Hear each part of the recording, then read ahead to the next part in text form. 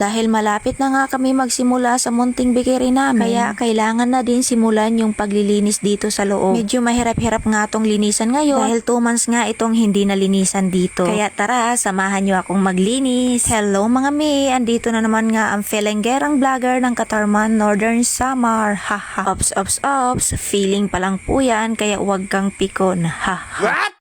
Pagpasok ko pa lang nga dito sa loob ng bekere ay ang init na dahil nga sa nakikita kong mga dumi at mga agyo. 2 months nga itong hindi nalinisan simula nung naaksidente yung asawa ko. Opo, tama po yung narinig ninyo, naaksidente po siya dahil po sa paglalako ng tinapay niya na sarili naming gawa. Sa awa ng Diyos, hindi naman siya napuruhan. Nalugi man kami sa una, at least okay naman yung asawa ko. At yun ang pinaka-importante sa lahat. Hindi nga naging madali sa amin sa una dahil nga kasi simula pa lang namin noong February 8, 2025. Magwa 1 month pa lang sana yung bikiri namin nang mangyari yung aksidente. Pero dahil nga ganun yung tadhana, kailangan natin tanggapin dahil hindi naman sa lahat ng laban sa buhay ay lagi kang panalo. Diba? Don't expect too much lang talaga dahil ikaw din yung masasaktan sa huli. Ganon. At least we try, diba? Sa may mga pangarap dyan na takot mag-try dahil nauunahan sila ng kanigahan ng kanilang utak. Kasi nga takot silang ma-failed, ma-judge, or di kaya hindi mag-workout. Lahat naman tayo nakakaramdam ng ganyan. Pero dahil may pangarap tayo, tanggalin natin yan sa isip natin ng mga niga-niga, diba? Wala naman kasing masama mag-try. Kung nadapa ka, bumangon ka, ganon. Hayaan lang natin yung mga taong nang judge sa atin. Ang importante, wala tayong inapakang tao. Ahas lang, charis lang, haha. What? Magpatawa naman tayo dahil masyado na kayong seryoso sa pakikinig ng aking kwento.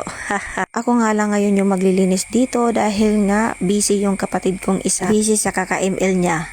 Pupunta nga lang siya dito sa loob pag tinatawag ko siya. Pag hindi naman, panay cellphone. Mas gusto ko din kasi na mag-isa lang ako dahil nakakapag-focus ako maglinis dito sa loob. Dahil pag may nakikita ako, panay utos talaga ako. Ayaw ko yung ganun. Gusto ko yung nacha-challenge talaga ako. Haha, cherries. Wow! Hindi nga rin makakatulong yung asawa ko dahil nga may trabaho siya ngayon. Hindi naman pwede na tumulong pa siya sa paglilinis dito sa akin. Anong kakainin namin kung hindi siya magtrabaho, diba? Yung mga alikabok dito. What?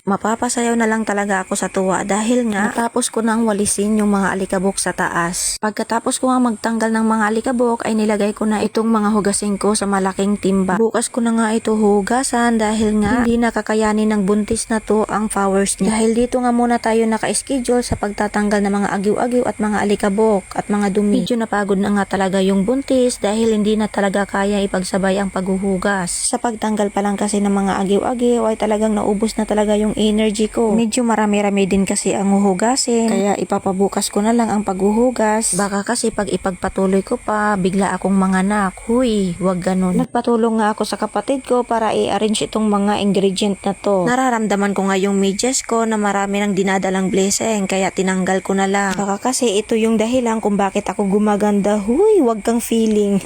Wow! Pagkatapos kong i-arrange yung mga ingredient ay inilabas ko na yung mga gamit dito na hindi na ginagamit. Huy! Inilabas ko na nga lang itong mga plansya para bukas maisabay ko sa paghuhugas ko sa mga hugasin. Kailangan nga siyang hugasan dahil nga yung mga dumikit na tinapay ay inaamag na. At pagkatapos ko nga mailabas ay winalisan ko na yung ilalim ng oven namin. Dahil nga sobrang napakadumi talaga. Huy! Nagpatulong nga ako ulit sa kapatid ko para iusog itong mga gas na to. Paano ba naman kasi sobrang ang bibigat. At pagkatapos nga maiusog ay winalisan ko na yung ilalim ng aparador namin, huy. Oh, aangal ka na naman dyan. Pala desisyon ka na naman sa buhay ko. Gusto ko aparador yung tawag ko dyan. Haha. What? At dahil nga successful na yung paglilinis ng buntis na to, kaya ayar, napasayaw na naman ng todo. At dahil tapos na nga tayong maglinis, ay iikot ko na yung camera natin para makita ninyo na talagang malinis na, huy. 2 hours lang naman yung ginugol kong oras dito para maglinis, mga mi. Masaya na naman ito yung jusawa ko dahil nga nalinisan na yung pangarap niyang bikiri. So, paano ba yan mga mi? Hanggang dito na lang yung video ko. Thank you for watching. Mwah!